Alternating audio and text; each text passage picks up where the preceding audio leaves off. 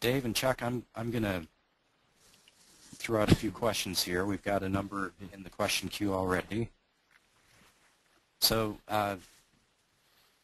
Dave, as you were presenting, Larry Romo asked the following three questions. I'll ask the first one first. He asked, is student billing part of the accounts receivable module or the new Kuali student project? Oh, it is the new Kuali student project. This accounts receivable module is everything but students. Okay. He also asked, where does financial aid fit in? That would be in the student system that's being developed. Okay.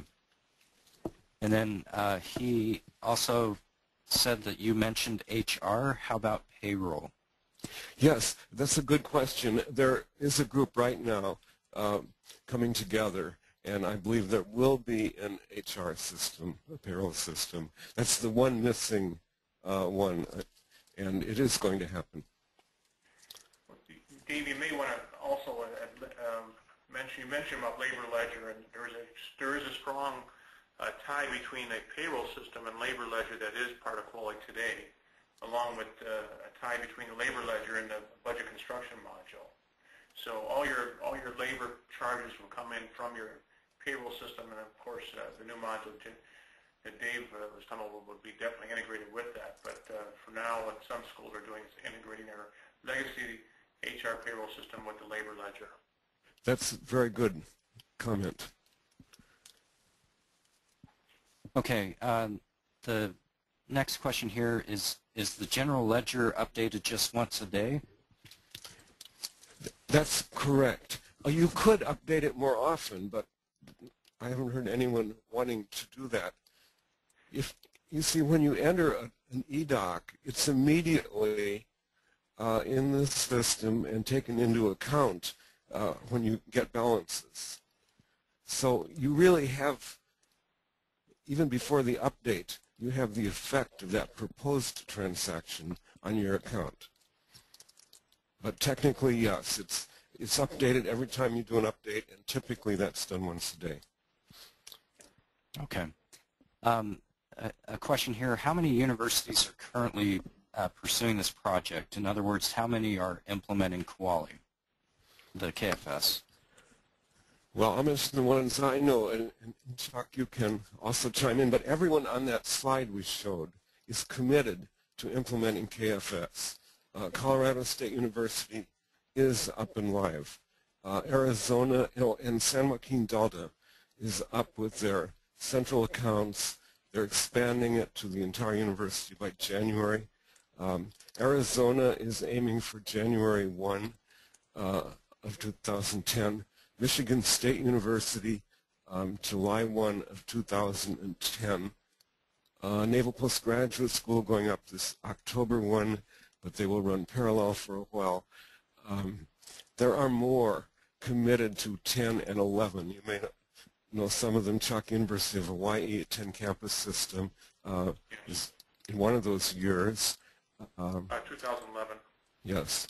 And then Indiana University. Well, that's a good point. Indiana University put the general ledger in, I think back in January, and they've closed their year-end.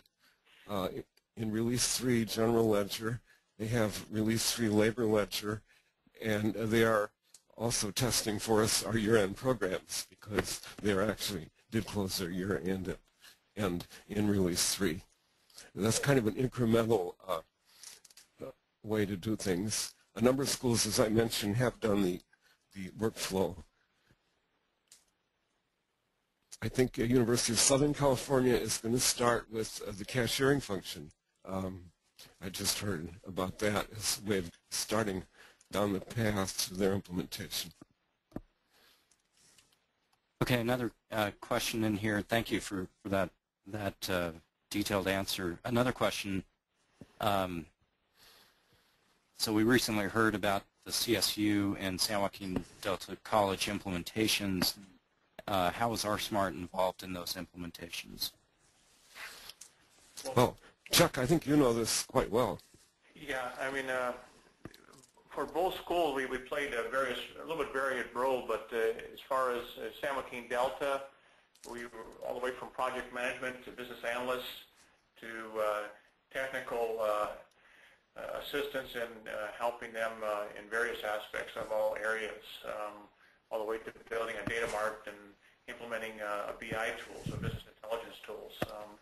From a point of Colorado State, we've done project management, business analysis, but the project management, primary project management was done by Colorado State, but again, we also were involved intricately in Restore and all the way from customizations that they required for some workflow changes to helping them with business analysis in various areas of how to migrate and port over. Along, we did a proof of concept with both schools, which is part of what I think was probably instrumental in helping them move along faster and get initiate the project going and live.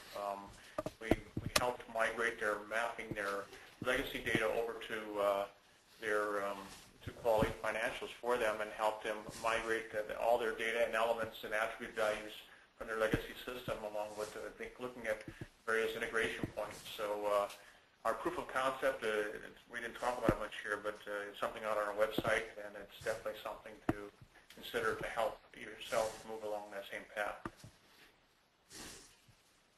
Excellent, thank you. There's another question here. It says, the question is, KFS looks geared toward larger universities. What about the smaller, more diverse community colleges, for example? Well, I think it's interesting. The first implementation was a private university in Nairobi, Kenya. And certainly it can be configured for large or small, for teaching or for research. And I think the development had to come from the larger schools who contributed resources and developers. But now that it is developed, I think we will see, I know we've already talked to a number of smaller schools, we will see it moving down into the smaller teaching colleges. And we already have a community college up and running. Also, can either of you talk to staffing requirements to implement and maintain? I'm sure that's all over the board, but what are your thoughts on that? Well, I mean, I think one thing is you have to realize is quality. There's two things. One is our Smart is there to help provide support services to anybody that needs them as a backup to your own staffing levels. From a point that I do see is that, you know, Stamikeen Delta, for example, is a fairly small staff school with in the community college system, and again, it's as you implement your course, your staffing levels are higher than once you're in production. But there's also the community to turn back to with quality, which is not something you have in other systems where you it's either you or always you have to staff up completely. Where there's a lot of community join. Once you're part of the community, there's a lot of questions and stuff that gets funneled through the community and answered by various members, along with our Smart being there to help assist you in that staffing level. Excellent. Well, in looking at my watch, we are straight up at the hour, and there are a few more questions in the question queue, and I apologize to those individuals who posed those questions and we were unable to address those. We will follow up with a copy of the slides and a link to a recording of this presentation, and we will try to individually follow up on those questions as we follow up on the rest of the presentation here. So I want to thank everyone for taking time out of their day to join us today to talk about this great product, and please feel free to reach out to myself or Dave Lyons if you have follow-on questions. And I want to especially thank Dave and Chuck for being here with me today to present on the topic and share your knowledge of KFS with the group today.